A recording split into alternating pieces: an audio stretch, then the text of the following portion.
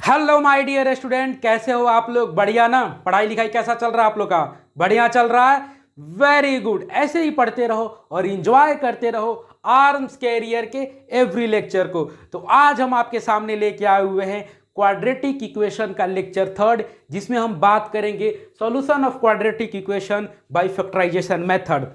तो लेक्चर शुरू करने से पहले आपको बता दें कि आपको मैथ्स में कहीं भी कुछ भी डाउट है तो यहाँ पे मेरे से कनेक्ट होकर अपने डाउट को पूछ सकते हैं, अपने डाउट को क्लियर कर सकते हैं। तो चलिए लेक्चर शुरू करते हैं हमेशा की तरह मोटिवेशनल लाइनों के साथ। अब तुम लोग बोलोगे ना कि सर पका देते हैं आप, मतलब हमेशा जब भी लेक्चर शुरू करते हैं मोटिवेशनल लाइन पका देते हैं। कभी तो कोई रोमांटिक शायरी सुनाइए सर, कभी तो कोई लव वाला शायरी सुनाइए, कोई हार्ट टचिंग शायरी जो दिल को छू जाए। तो देखो ऐसा है ना बेटा कि पढ़ाई के लिए मोटिवेशन चाहिए। क्या चाहिए? पढ़ाई के लिए मोटिवेशन चाहिए। लाइफ में कुछ करने के लिए क्या चाहिए? मोटिवेशन चाहिए। प्यार वार करने के लिए मोटिवेशन नहीं चाहिए। वहाँ पे तो बस लड़की मिल जाए काफ़ी है, प्यार हो जाएगा। वो मान लो कोई लड़की देख रही है तो उसे क्या चाहिए? लड़का मिल जाए काफ़ी है। तो वहाँ पे अपोजिट जेंडर मिल जाए काफ़ी है, वहाँ पे मोटिवेशन नहीं चाहिए। बाकी ये पसंद तो आपकी है कि आप कैसे लड़की को या लड़के को पसंद करते हो। किसी लड़के को टिकटॉक बनाने वाली या रील बनाने वाली पसंद आती है, तो किसी को क्या आईएएस निकालने वाली पसंद आती है। तो पसंद तो आपकी है। तो चलिए लेक्चर को शुरू करते हैं। सुना या नहीं सुना है? सुना ही देते हैं। जब पसंद की और लव की बात आ गई है तो एक शायरी है, सुना देते हैं इसी से कि हमारी पसंद को अपनी निगाहों से ना तोलिए। ये तुम लोग बोल रहे हो मुझे, ठीक है? अभी पसंद पे मैं कमेंट कर रहा था ना, तो ये तुम लोग मुझे बोल रहे हो क्या कि हमारी पसंद को अपनी निगाह से ना तोलिए, हमारी पसंद को अपनी निगाह से ना तोलिए, जनाब ये दिल के मामले हैं कुछ ना बोलिए, जनाब ये दिल के मामले हैं कुछ ना बोलिए। तो चलो अब शुरू करते हैं और पढ़ते हैं solution of quadratic equation by factorization method. अब देखिए आप लोग, किसी भी टॉपिक को अगर समझना है ना, किसी भी कंसेप्ट को अगर आपको समझना है तो जो ऊपर हेडलाइन दिया हुआ रहता है ना, उस पर ज्यादा फोकस करिए, उस पर थोड़ा टाइम दीजिए, आप पढ़िए, उसको सेल्फ स्टडी करिए। पढ़िएगा ना तो जब आप हेडलाइन को समझ जाइएगा तो अंदर के टॉपिक के 40% कंसेप्ट आप सिर्फ हेडलाइन से समझ जाइएगा कि अंदर हम क्या पढ़ने वाले हैं, क्या क्या कहानी होगा इसके अंदर, किससे? सिर्फ हेडलाइन से। तो यहां पे हेडलाइन क्या है? Solution of quadratic equation by factorization method. अब देखो यहां पे पहले हम बात करेंगे कि सॉल्यूशन ऑफ क्वाड्रेटिक इक्वेशन क्या होता है, किसी भी क्वाड्रेटिक इक्वेशन का सॉल्यूशन क्या होता है, फिर हम निकालेंगे उस सॉल्यूशन को फैक्टराइजेशन मेथड से। ठीक है? अब देखो यहां पे आप पहले, मैं ये उम्मीद करता हूं कि आप ये समझते हो कि क्वाड्रेटिक इक्वेशन क्या होता है। अगर आप नहीं समझते हो तो ये वाला लेक्चर जाके देखो, क्योंकि अगर ये वाला लेक्चर नहीं देखोगे तो इस वाले लेक्चर में काम खराब हो जाएगा आपका, आप समझ ही नहीं पाओगे कि सर बात क्या कर रहे हैं। तो इसीलिए पहले क्वाड्रेटिक इक्वेशन पढ़ के आओ, फिर यहां पर हम क्वाड्रेटिक इक्वेशन का सॉल्यूशन निकालेंगे। तो देखो सबसे पहले हम बात कर लेते हैं standard form of quadratic equation. ये थोड़ा ज्यादा शॉर्ट में नहीं हो गया, ये थोड़ा ज्यादा शॉर्ट में मैं लिख दिया। Standard form of quadratic equation क्या होता है? जल्दी जल्दी बताओ। A x square plus b x plus c is equal to 0। मतलब जितने भी क्वाड्रेटिक इक्वेशन है, जितने भी क्वाड्रेटिक इक्वेशन है उसको हम इस फॉर्म में लिख सकते हैं। अब देखो जब मैं यहां से क्वाड्रेटिक इक्वेशन बोलूं ना तो समझ जाना कि मैं बात कर रहा हूं quadratic equation in one variable. क्या? Quadratic equation in one variable, मतलब जिस वो क्वाड्रेटिक इक्वेशन जिसमें सिर्फ वेरिएबल एक हो। यहां पे वेरिएबल क्या है? एक्स है, तो सिर्फ कौन सा है? एक्स। एक्स, सिर्फ एक्स की बात कर रहे हैं हम। ठीक है? तो एक वेरिएबल वाला क्वाड्रेटिक इक्वेशन आपको पढ़ना है क्लास 10th में।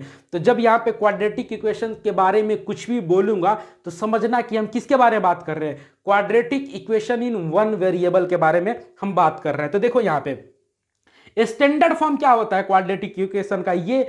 और जितने भी क्वाड्रेटिक इक्वेशन है ना उसको हम इस फॉर्म में लिख सकते हैं। किस फॉर्म में? इस फॉर्म में लिख सकते हैं। अब यहां पे देखो, यहां पे क्या है? A x square plus b x plus c is equal to 0। LHS में कुछ एक्सप्रेशन लिखा हुआ है, एलएचएस में कुछ एक्सप्रेशन लिखा हुआ है, और आरएचएस में क्या है? 0 है। क्या है? एलएचएस में कुछ एक्सप्रेशन लिखा हुआ है और आरएचएस में क्या है? 0 है। तो सॉल्यूशन ऑफ क्वाड्रेटिक इक्वेशन जानते हो क्या होता है? देखो, आपको पता है कि इक्वेशन में LHS is equal to RHS होता है। इक्वेशन में क्या होता है? LHS ऑलवेज RHS के इक्वल होता है। और यहां पे देखो, LHS में कुछ एक्सप्रेशन है और RHS में क्या है? जीरो है। मतलब ये वाला पूरा एक्सप्रेशन जो है, ये वाला जो पूरा एक्सप्रेशन है, ये जीरो हो जाएगा, तभी ना LHS is equal to RHS होगा।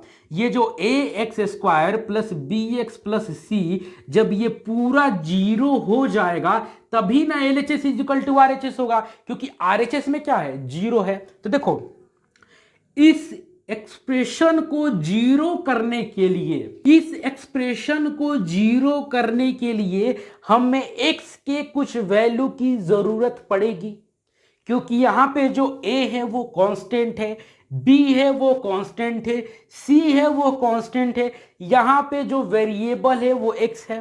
तो वेरिएबल के जिस वैल्यू से ये वाला एक्सप्रेशन, ये पूरा एक्सप्रेशन जीरो हो जाए, उसको हम बोलते हैं सॉल्यूशंस। उसको क्या बोलते हैं? Solution of quadratic equation. किस इक्वेशन का?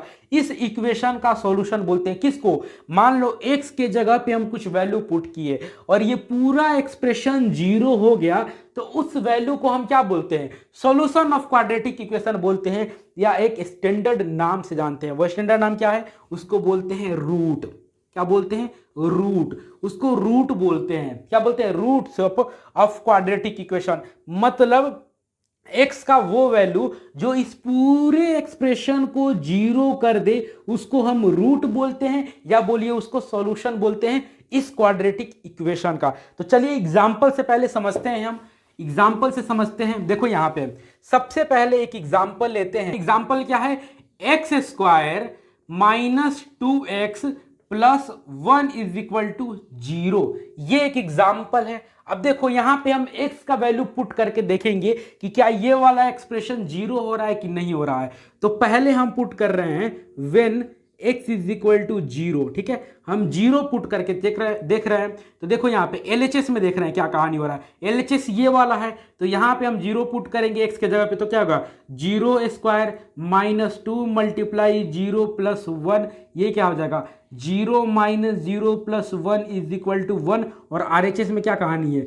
RHS में है आपका 0, तो यहाँ पे जो है LHS is not equal to RHS है। ठीक है, तो आप क्या करोगे?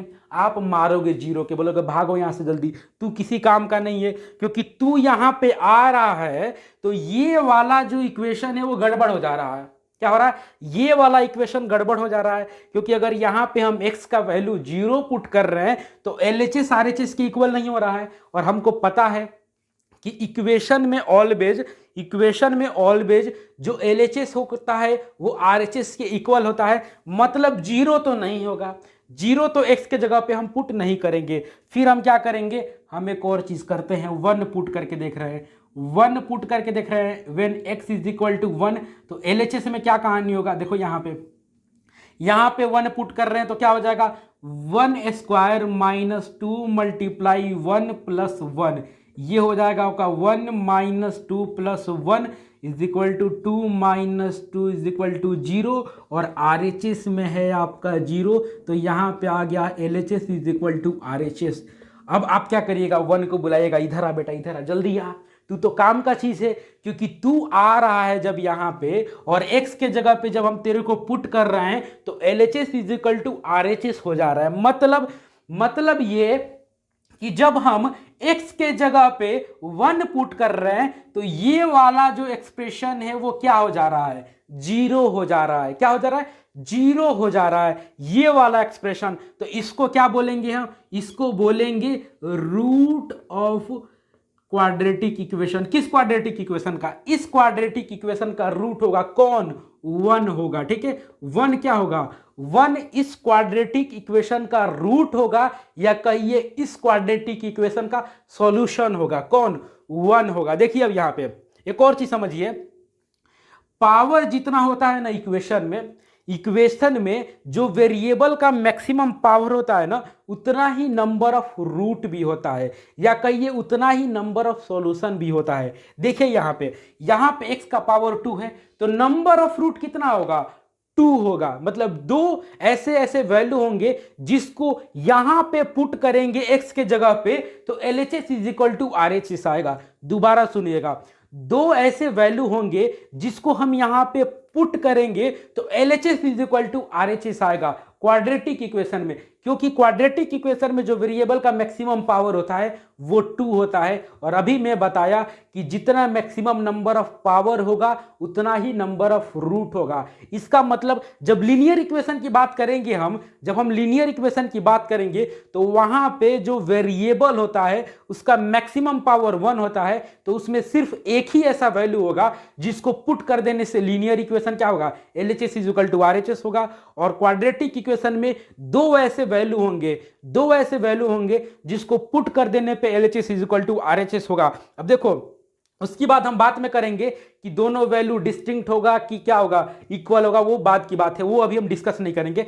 बस यहां पे समझो कि जो मैक्सिमम पावर होता है जितना उतना ही नंबर ऑफ रूट होता है। मतलब क्वाड्रेटिक इक्वेशन में जो नंबर ऑफ रूट होता है वो 2 होता है। मतलब दो ऐसे ऐसे वैल्यू होते हैं जिसको इसमें पुट कर देने पे ये वाला equation LHS is equal to RHS हो जाता है। अब देखिए आप आगे बात करते हैं हम फैक्टराइजेशन मेथड।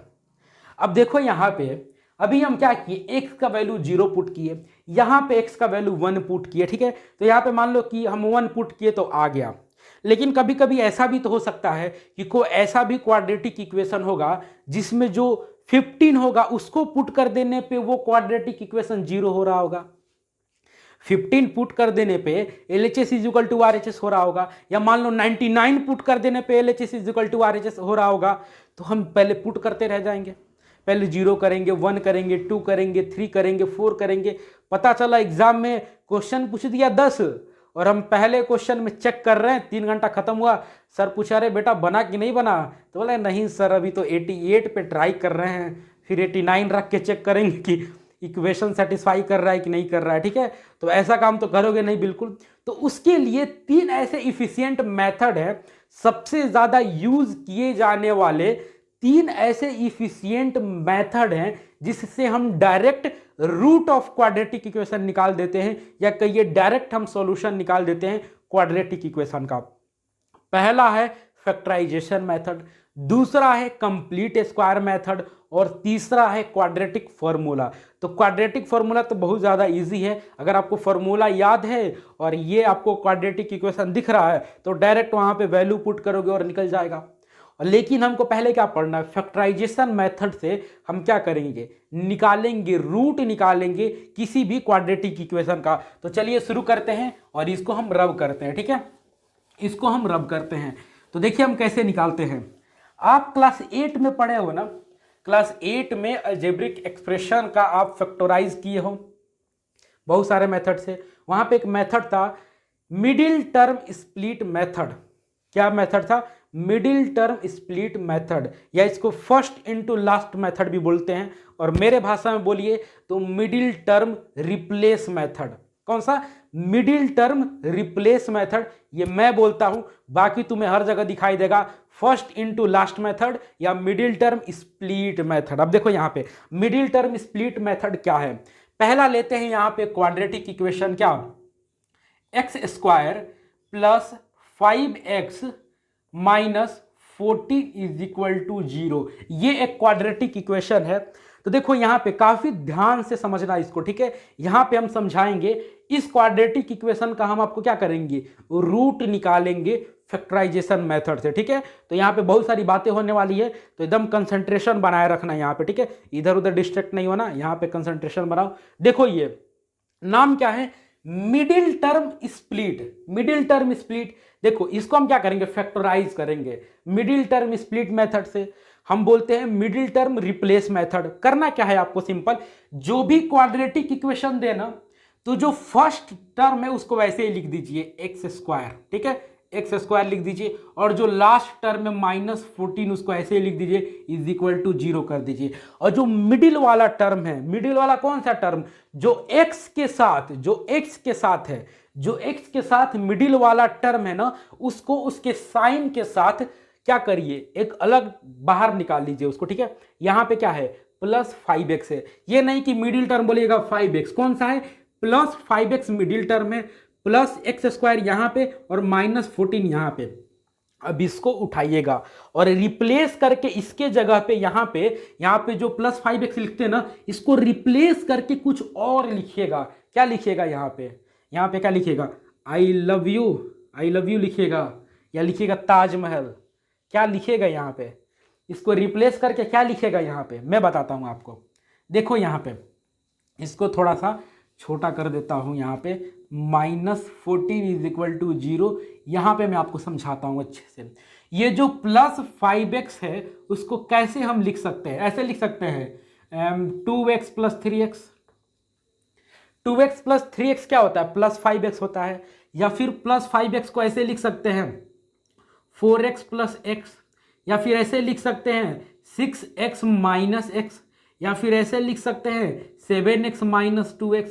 देखो ये सारा जो है वो 5x है ना। यहाँ पे 2x + 3x क्या होता है? 5x। 4x + x क्या होता है? 5x। 6x - x क्या होता है? 5x। 7x - 2x क्या होता है? 5x। फिर आगे बढ़ते जाइए, यहाँ पे 8x - 3x, फिर आगे आइए 9x - 4x, फिर आगे आइए 10x - 5x, और आगे बढ़ते जाइएगा। इसकी लिमिट नहीं है कोई, आगे बढ़ते जाइए। मतलब 5x के जगह पे ये जो लिस्ट बना हुआ है ना, उसमें से कोई भी एक्सप्रेशन उठा के हम यहाँ पे लिख सकते हैं। क्यों? क्योंकि ये सारा 5x के इक्वल है। ये सारा क्या है? 5x के इक्वल है। यहाँ पे देखो 2x + 3x 5x, 4x + x 5x, 6x - x 5x, 8x - 3x 5x, 9x - 4x 5x, 10x - 5x 5x। तो ये जितना लिस्ट बना हुआ है वो 5x के इक्वल है। तो हम 5x के जगह पे इसमें से कोई भी लिख देंगे तो कोई गलती नहीं होगा। 5x के जगह पे ये जो लिस्ट बना हुआ है, आगे जा रहा है ये लिस्ट, इसमें से कोई भी एक उठा के रख देंगे यहाँ पे तो कोई गलती नहीं होगा। लेकिन हमको चुनना है इसमें से एक, ठीक है? इसमें से एक एक्सप्रेशन हमको चुनना है। तो कैसे चुनेंगे? उसके लिए एक कंडीशन है। आप क्या करोगे? पहले टर्म को और लास्ट टर्म को उसके साइन के साथ, पहले टर्म को और लास्ट टर्म को मल्टीप्लाई करोगे। तो यहां पे मल्टीप्लाई करके देखो क्या होगा? x² प्लस में है और मल्टीप्लाई -14, ये क्या हो जाएगा? ये हो जाएगा आपका -14x²। क्या हो जाएगा? x² मल्टीप्लाई -14 क्या हो जाएगा? -14x² हो जाएगा। तो फर्स्ट इंटू लास्ट जब मल्टीप्लाई करोगे आप तो ये हो जाएगा -14x²। अब यहां से वो वाला एक्सप्रेशन आप यहां पे रिप्लेस करके लिखोगे ना, जिसको मल्टीप्लाई कर देने से -14x² आ रहा है। दोबारा सुनिए आप, ठीक है? शुरू से बता रहा हूं आपको। ये रहा एक क्वाड्रेटिक इक्वेशन। हम इसको क्या करेंगे? फैक्टराइजेशन मेथड से इसका सॉल्यूशन फाइंड करेंगे। तो भाई फैक्टराइजेशन मेथड क्या है? हम कौन सा फैक्टराइजेशन मेथड यहां पे लगाएंगे? मिडिल टर्म स्प्लिट मेथड लगाएंगे। यहां पे हम क्या करेंगे, या कहिए मेरे भाषा में कहिए, ज्यादा समझ में आएगा, मिडिल टर्म रिप्लेस मेथड। क्या करेंगे? Middle term replace method. करिएगा क्या कि जो मिडिल टर्म है ना, इसको रिप्लेस कर दीजिएगा, इसके जगह पे कुछ और लिखिएगा। इसके जगह पे क्या करिएगा? कुछ और लिखिएगा जिसका वैल्यू इसके इक्वल हो। मतलब +5x के जगह पे कुछ और लिखिएगा। कुछ और मतलब नहीं कि कुछ भी लिख दीजिएगा, वो एक्सप्रेशन लिखिएगा जिसका वैल्यू किसके इक्वल हो? +5x के इक्वल हो। तो पहला टर्म आप ऐसे ही लिख दोगे, लास्ट वाला टर्म ऐसे ही लिख दोगे, इक्वल के जगह पे इक्वल, जीरो के जगह पे जीरो, और मिडिल टर्म वाले को क्या करोगे? यहां पे कुछ लिस्ट बनाओगे। देखोगे 5x को कैसे लिख सकते हैं? 2x + 3x लिख सकते हैं, 4x + x लिख सकते हैं, 6x - x लिख सकते हैं, 7x - 2x लिख सकते हैं, 8x - 3x लिख सकते हैं। तो हम इसमें से कोई एक कैसे चूज करेंगे? तो इसमें से चूज करने का बस एक कंडीशन है। वो कंडीशन क्या है कि पहले फर्स्ट वाले को लास्ट वाले को मल्टीप्लाई करो उसके साइन के साथ। साइन आपको नहीं छोड़ना है, ये नहीं कि x² और 14 मल्टीप्लाई कर दिए। इसके साइन के साथ जब मल्टीप्लाई करोगे तो आएगा -14x², और यहां से वो वाला एक्सप्रेशन चूज करोगे ना जिसको मल्टीप्लाई कर देने से -14x² आ रहा है। तो यहां पे देखो, अगर ये वाला लिखोगे तो क्या होगा? 2x × 3x क्या होगा? 6x²। तो ये भी वाला नहीं होगा। 4x × x क्या होगा? 4x²। ये भी नहीं होगा। 6x - x क्या होगा? -6x² होगा। 7x - 2x क्या होगा? -14x² होगा। मतलब ये वाला चूज होगा। कौन सा? 7x +7x - 2x यहाँ पे लिखोगे। बस इतना ही कहानी है इसमें से वही वाला चूज करोगे जिसको मल्टीप्लाई करने के साथ इसके फर्स्ट एंड लास्ट के मल्टीप्लीकेशन के इक्वल हो। ठीक है, तो यहां पे देखिए आप +7x - 2x किसके इक्वल है? +5x के, और +7x और -2x मल्टीप्लाई कर रहे हो तो -14x² आ रहा है। अब क्या करो यहाँ पे इन दोनों में जो कॉमन है, इन दोनों में जो कॉमन है लिख लो। इन दोनों में x कॉमन है तो ये हो गया x + 7, और यहां पे -2 कॉमन है तो ये हो गया x + 7 = 0। अब यहां से क्या होगा? x + 7 × x - 2 = 0। ये जानते हो क्या है? ये क्लास 8 का है, क्लास 8 का है ये फैक्टराइजेशन, मिडिल टर्म, स्प्लिट वगैरह पूरा एक चैप्टर है फैक्टराइजेशन पे। ठीक है, क्लास 10 में आप लोग बना रहे हो इस पे क्वेश्चन। तो देखो मिडिल टर्म, रिप्लेस, स्प्लिट जो भी करना कर लिए, लास्ट में यहां पे पहुंचे। अब यहां पे क्या करोगे? एक बात बताओ, दो नंबर है उसको मल्टीप्लाई कर देने से 0 आ रहा है तो क्या कंडीशन होगा? जैसे मान लो यहां पे a × b = 0 है तो एक ही कंडीशन होगा ना, या तो a 0 होगा तभी तो, मान लो यहाँ पे a × b 0 है तो ये होगा कि a 0 होगा तभी तो 0 × b = 0 हो रहा है, या फिर दूसरा कंडीशन ये होगा कि b 0 होगा तभी तो a × 0 = 0 हो रहा है। मतलब अगर दो चीज को मल्टीप्लाई करने से 0 आ रहा है तो दो कंडीशन नहीं, 3 कंडीशन होगा। या तो एक ये 0 होगा, या तो ये 0 होगा, या ये भी कंडीशन हो सकता है कि दोनों 0 हो। क्या कंडीशन हो सकता है? या तो ये 0 हो या तो ये 0 हो, तभी तो मल्टीप्लाई करने पे 0 आ रहा है। या फिर ये एक और कंडीशन हो सकता है इसके अलावा कि ये दोनों 0 हो, तो 0 × 0 क्या होता है? 0। तो यहां पे क्या कंडीशन है? 2 मल्टीप्लाई होके 0 आ रहा है आपका, तो क्या कंडीशन होगा?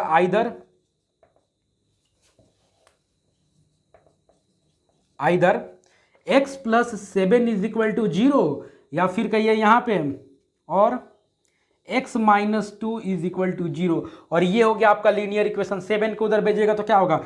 x = -7 और x = 2।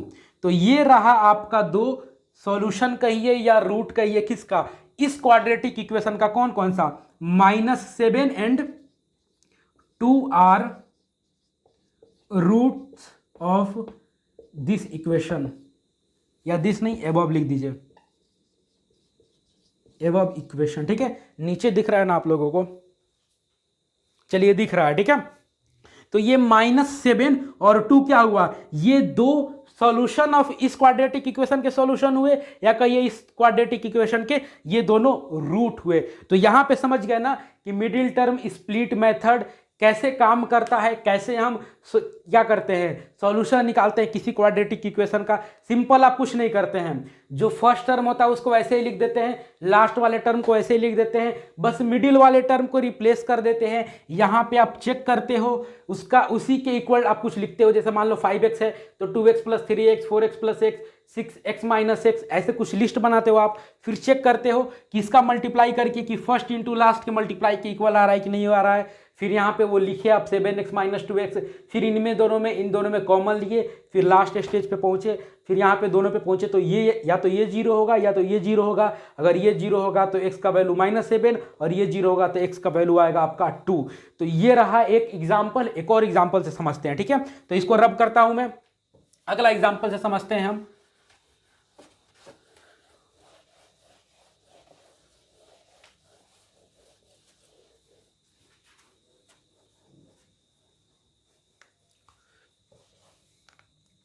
देखिए दूसरा एग्जांपल देखते हैं क्या है।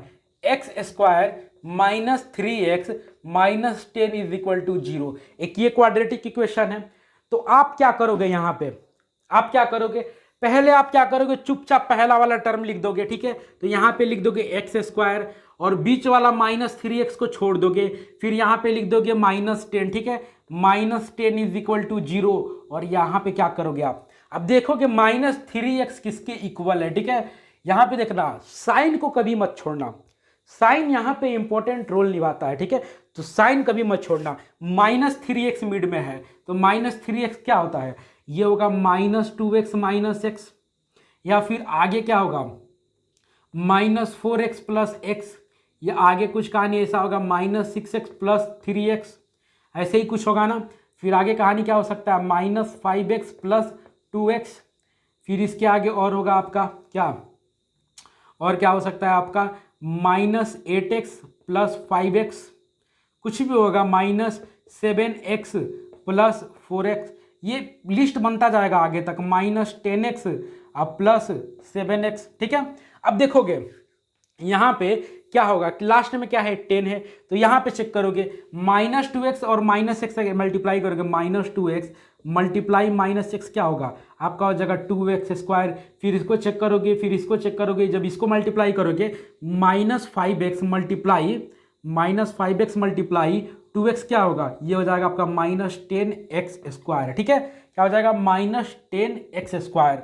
तो यहाँ पे देखो फर्स्ट इंटू लास्ट क्या है, फर्स्ट में है x और लास्ट में है -10, तो ये क्या है x स्क्वायर मल्टीप्लाई क्या है -10, तो ये क्या है -10x स्क्वायर, आपको यही लाना है, मतलब -3x के जगह पे ये वाला लिखोगे, क्या लिखोगे -5x प्लस 2x, क्या लिखोगे -5x प्लस 2x, समझ में आया, दोबारा से समझा दूं, देखो आप फर्स्ट वाला टर्म ऐसे ही लिखे, लास्ट वाला टर्म ऐसे लिखे, इक्वल के जगह पे इक्वल लिखे, जीरो के जगह पे जीरो लिखे, सिर्फ आप -3x को रिप्लेस कर दिए, -3x के जगह पे कुछ ऐसा लिखोगे जो -3x के इक्वल हो, -3x के जगह पे आप कुछ ऐसा एक्सप्रेशन या ऐसा टर्म लिखोगे जो -3x के इक्वल हो, और क्या हो, दोनों को मल्टीप्लाई करने पे ये दोनों का मल्टीप्लिकेशन के इक्वल हो, इन दोनों को मल्टीप्लाई करो तो फर्स्ट इंटू लास्ट के